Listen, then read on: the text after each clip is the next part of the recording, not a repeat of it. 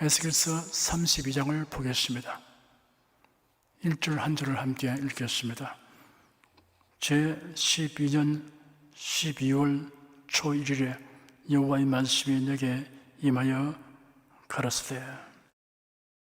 제12년 12월 초일은 유다 민족이 바빌론에 사로잡혀 간 때부터 계수한 연대입니다.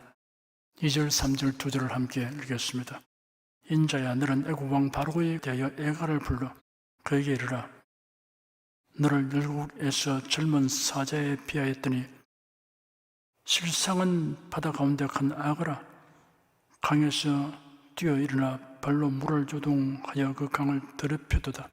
나 주 여호와의 말이여, 내가 많은 백성의 무리를 거느리고 내 그물을 네 위에 치고 그 그물로 너를 끌어오리로다. 인자야, 너는 애굽 왕 바로에 대하여 애가를 불러 그에게 이르라 하였습니다. 하나님의 징벌로 인하여 몰락할 것이기 때문입니다. 너를 열국에서 젊은 사자에 비하였더니 실상은 바다 가운데 큰 악어라 하였습니다.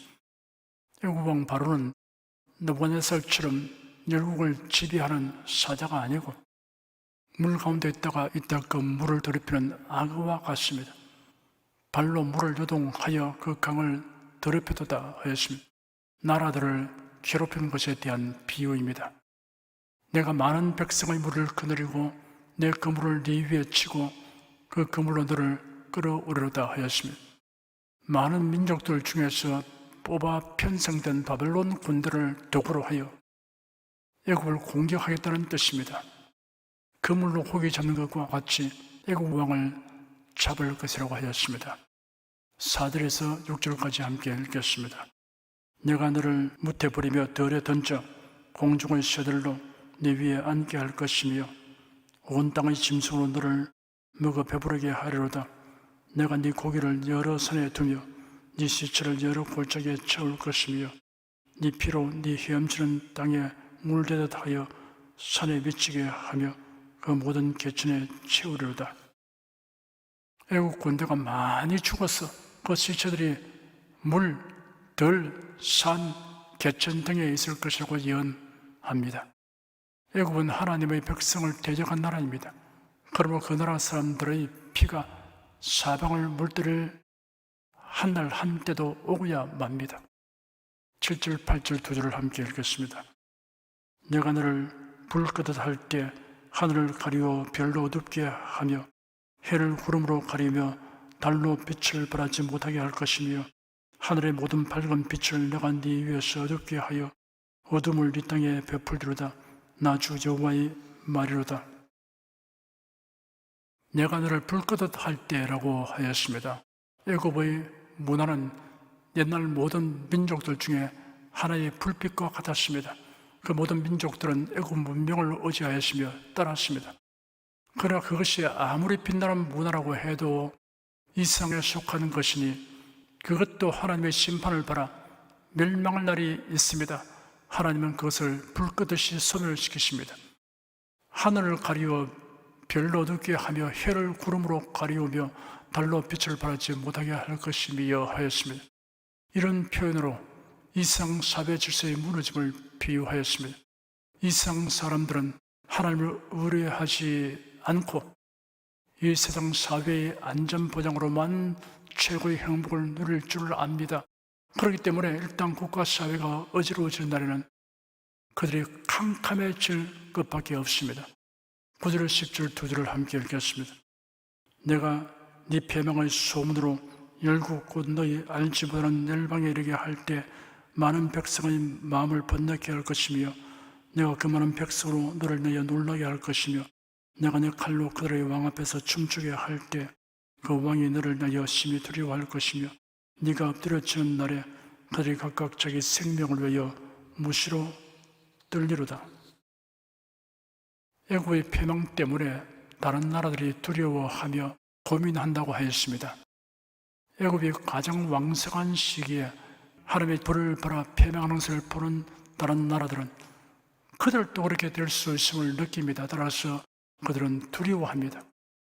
애굽의 패망이 하나님의 징벌로 되는 것을 보고 다른 나라들이 그것을 두려워하지만 회개하지는 아니합니다. 11절에서 15절까지 함께 읽겠습니다. 나 주 여호와가 말하며 바벨론 왕의 칼이 네게 임하리로다. 내가 네 무리로 용사하고 일곱의 무서운 자들의 칼에 엎드려지게 할 것이며 그들이 애굽의 교문을 폐하며 그 모든 무리를 멸하리로다. 내가 또 그 모든 짐승을 큰 물가에서 멸하리니 사람의 발이나 짐승의 굽이 다시는 그 물을 흐르지 못할 것이며 그때 내가 그 물을 맑게 하여 그 강으로 기름같이 흐르게 하리로다. 나 주 여호와의 말이로다. 내가 애굽 땅으로 황무하여 사막이 되게 하여 거기 풍성한 것이 없게 할 것이며 그 가운데 모든 거민을 치리니 그들이 나를 여호와인 줄 알리로다. 여기서는 바벨론 왕 느부갓네살의 애굽 정복이 우연한 사건이 아니고 하나님의 주권과 섭림을 알게 하는 몇 가지 사실들을 예언하였습니다. 첫째, 무리로 칼에 죽게 합니다. 많은 사람들이 일시에 죽는 것은 우연이 아닙니다. 그것은 보는 사람들로 하여금 하나님의 진노를 생하게 하는 특별한 일입니다. 둘째, 애굽의 교만을 폐하며 그 모든 무리를 멸합니다. 교만을 꺾는 방향으로 재앙이 내리는 것은 우연한 일이 아니고 목적을 가진 하나님의 진노의 표현입니다. 셋째, 그 모든 짐승으로 비유된 회개하지 않는 악인들을 멸합니다. 짐승 같은 천면피의 악인들이 죽게 되는 것은 우연한 일이 아닙니다. 그것은 하나님의 징계입니다. 넷째, 애굽의 장래 축복이 약속됩니다. 나일강 물을 맑게 한다는 것과 그 강으로 기름같이 흐르게 한다는 것은 장래의 축복을 의미하는 비유적 표현입니다. 다섯째, 땅으로 황무하여 사막이 되게 합니다. 많은 사람들이 살던 땅이 황무하게 되는 것은 우연한 일이 아닙니다. 하나님의 진노로 말미암습니다. 이런 다섯 가지 사실들은 느부갓네살의 애굽 정복이 하나님의 주권적 역사로 되었다는 것을 명백하게 합니다. 그런 의미에서 15절 끝에 그들이 나를 여호와인 줄 알리로다 라고 말하였습니다. 16절 한 절을 함께 읽겠습니다. 이런 슬피 부를 애간히 열국 여자들이 이것을 슬피 부르며 애국과 그 모든 무리를 위하여 이것을 슬피 부르리로다. 나 주 여호와의 말이로다 하라. 이런 슬피 부를 애간히 하였습니다. 애굽이 이런 슬픈 일을 아직 당하기도 전에 그 슬픔을 예언하는 의미에서 에스겔에게 애가를 부르라고 하였습니다. 그 목적은 그런 비참한 일이 실현될 때 사람들로 하여금 그 애가의 작자가 여호와 하나님이심을 알게 하려는 것입니다. 17절 한 절을 함께 읽겠습니다. 제12년 어느 달 15일에 여호와의 말씀이 내게 임하여 가라사대 유다 민족이 바벨론에 사로잡힌 때부터 계수한 연대입니다. 이 예언은 애굽에 대한 심판의 내용으로 주어진 6개의 계시 중 마지막 결론부에 해당됩니다. 18절 한 절을 함께 읽겠습니다. 인자야 애굽의 무리를 애고하고 그와 유명한 나라 여자들을 구덩이에 내려가는 자와 함께 지혜에 던지며 그와 유명한 나라 여자들이란 애굽의 무리와 및 다른 유명한 나라 백성들이라는 뜻입니다. 구덩이에 내려가는 자는 일반적으로 무덤에 내려가는 모든 자들을 가리키는 것입니다. 특정의 인물들을 의미하지 않고 누구든지 무덤으로 내려가는 자면 모두 다 이 문구에 포함됩니다. 지하에 던지며 하였으며 에스겔 자신에게는 애굽의 악인들을 지하에 던질 힘이 없습니다.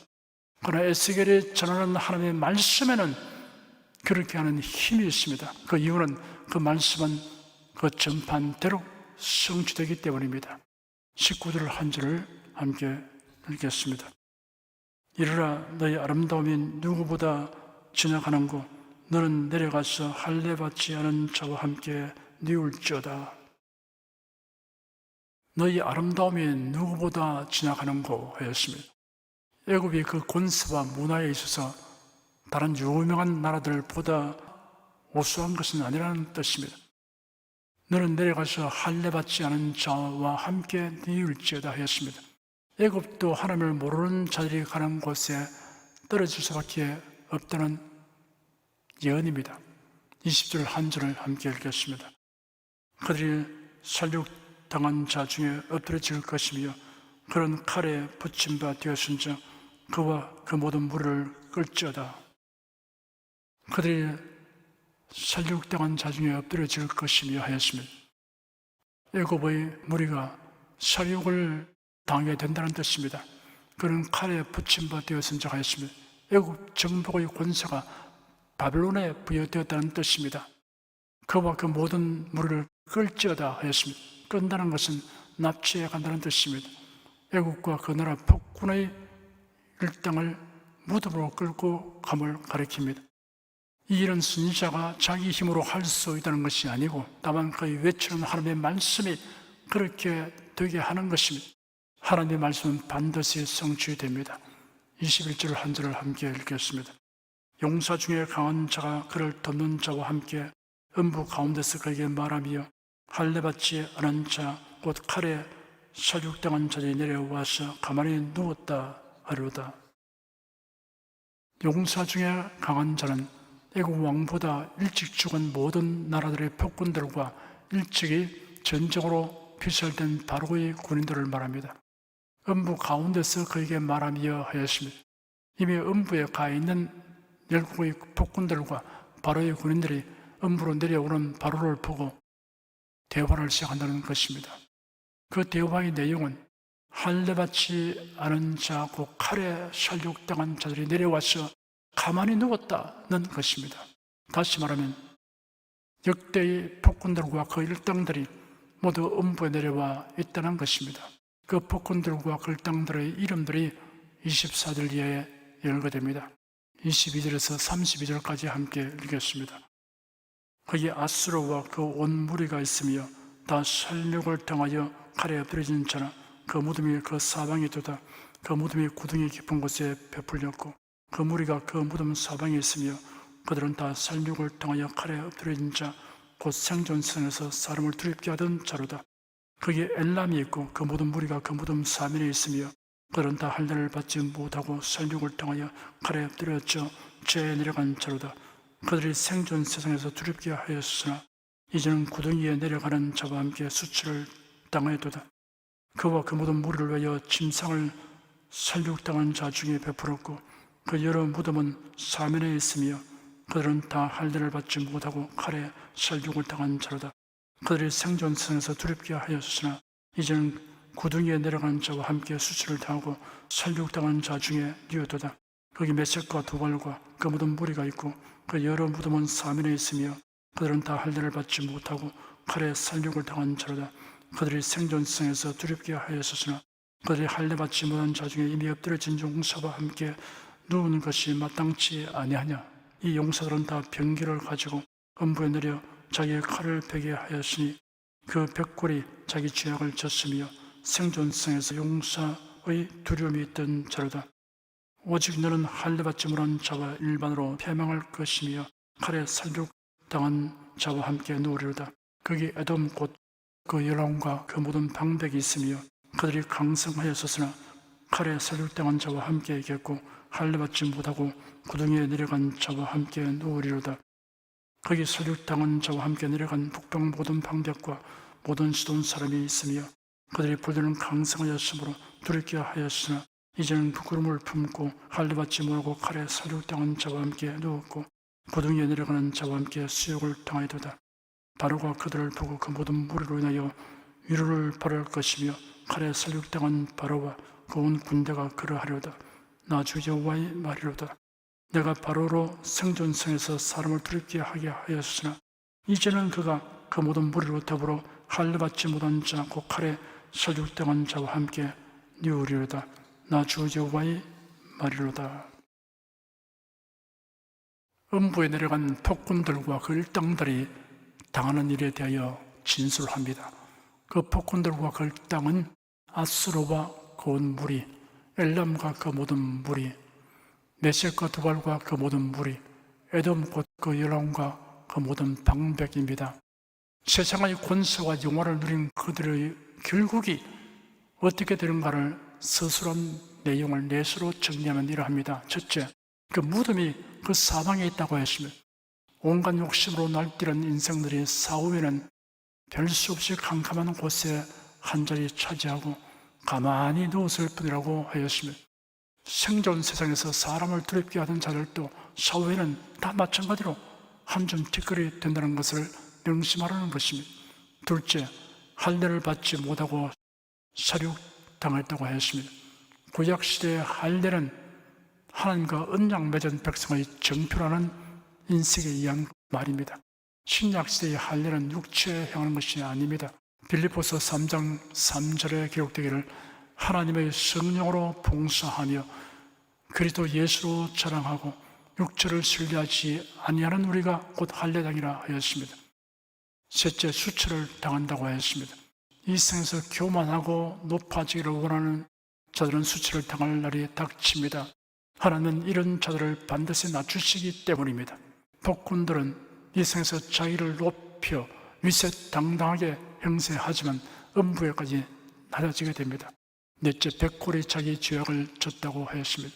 27절에 기록되기를 음부에 내려 자기의 칼을 베게 하였으니 그 백골이 자기 죄악을 졌으며 하였으며 옛날에는 폭군의 시체를 장사할 때 그가 쓰던 칼을 거의 베개로 베게 하였으며 그것은 칼을 자랑하는 풍속에서 그리한 것입니다. 그러나 실상 그것은 그가 평생 칼을 가지고 범한 죄악을 그에게 지우게 하는 것입니다. 그들이 백골이 되어도 그의 범한 죄악이 뼈에까지 사무친 것을 의미합니다. 죽음과 무덤을 통해 인생의 허무와 무의미, 절망과 심판의 두려움에 대한 메시지보다 천국과 부활의 소망, 그리고 주님 앞에서의 영원하고 행복한 모임에 대한 메시지를 들을 수 있어야 합니다. 예수 그리스도를 진실하게 믿는 사람이면 누구나 들을 수 있습니다. 기도하겠습니다. 사람은 누구나 죽는다는 사실과 사람의 일생이 그리 길지 않다는 사실에 유념하면 죽음의 의미를 생각하게 되고 사후를 대비하는 길을 찾게 될 것인데 흔한 사람들이 이를 무시하고 살다가 죽음을 맞음으로 비극적 인생이 되고 만다는 교훈을 오늘 본문을 통하여 살펴보게 되었습니다. 예수 그리스도를 믿고 사랑하며 사는 것 외에는 의미 있는 삶을 사는 방법과 죽음에 대한 복수원 대책이 없다는 이 복음을 우리가 열심히 전하며 살겠습니다. 주 예수 그리스도 이름으로 기도드립니다. 아멘.